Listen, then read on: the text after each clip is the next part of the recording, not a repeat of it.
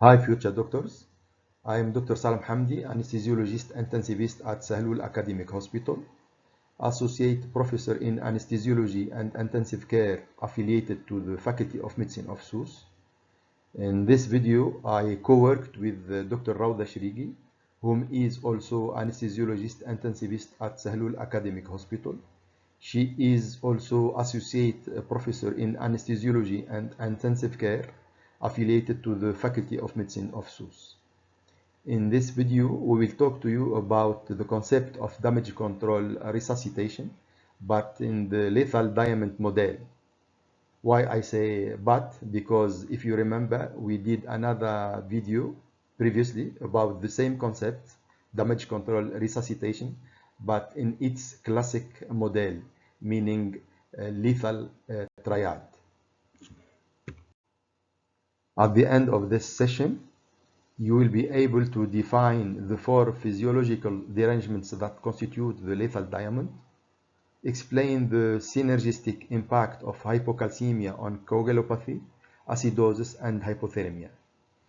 Prioritize early calcium administration within the modern damage control resuscitation protocols. As a reminder, in the classic damage control resuscitation, clinicians and for decades focused on the bloody vicious circle of the lethal triad with its three components, hypothermia, acidosis, and coagulopathy. But the new reality shows that trauma-induced hypocalcemia often occurs before blood transfusions and significantly increases 24-hour mortality. And to address this, the lethal triad has expanded into the lethal diamond, meaning a tetrad with its four components, hypothermia, acidosis, and coagulopathy, plus the new component hypocalcemia. Why nowadays more interest is given to hypocalcemia and its impact on the prognosis of severely bleeding patients? Studies show that hypocalcemia is the missing link that worsens all other elements. In fact, calcium, which is, as you know, the coagulation factor number 4, is essential for the activation of the clotting cascade. Without it, thrombin generation and clot strength fail. Also, hypocalcemia reduces myocardial contractility and vascular tone, leading to hypoperfusion and increased lactic acid production. Also, impaired liver function from low body temperature reduces the clearance of citrate, which is found in blood products, which further chelates and lowers calcium levels. In trauma patients who are bleeding, the idea that hypocalcemia succeeds only blood transfusion because calcium is chelated by citrate, this idea is not accurate. In fact, many other factors lead to hypocalcemia even before blood transfusion.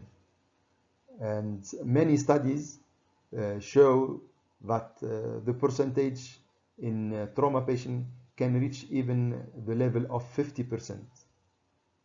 So first, bleeding removes total body calcium along with blood volume.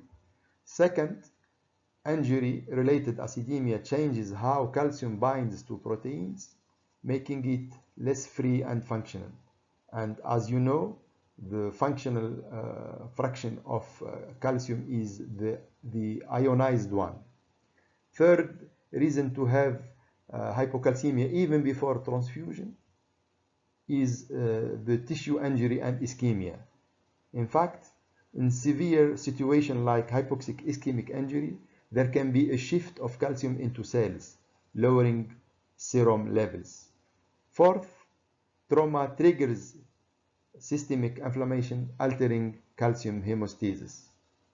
Fifth, hypothermia slows down liver enzyme activity, impairing the body's ability to manage calcium. You came to know that the initial hypocalcemia, even before transfusion, disrupts essential heart function and the coagulation cascade, worsening bleeding.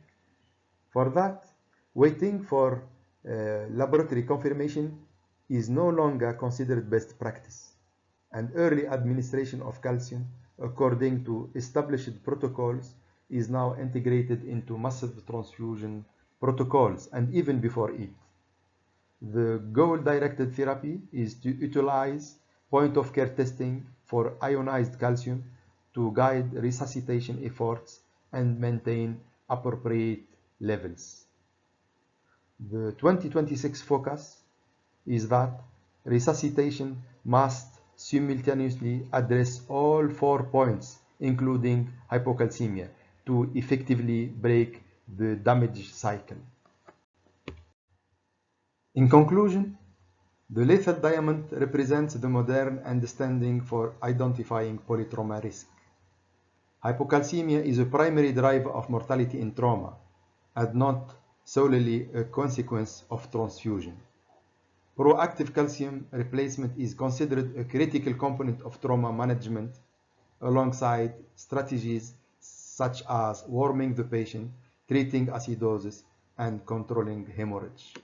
Thank you, and meet you in future videos in this series of medical educational videos.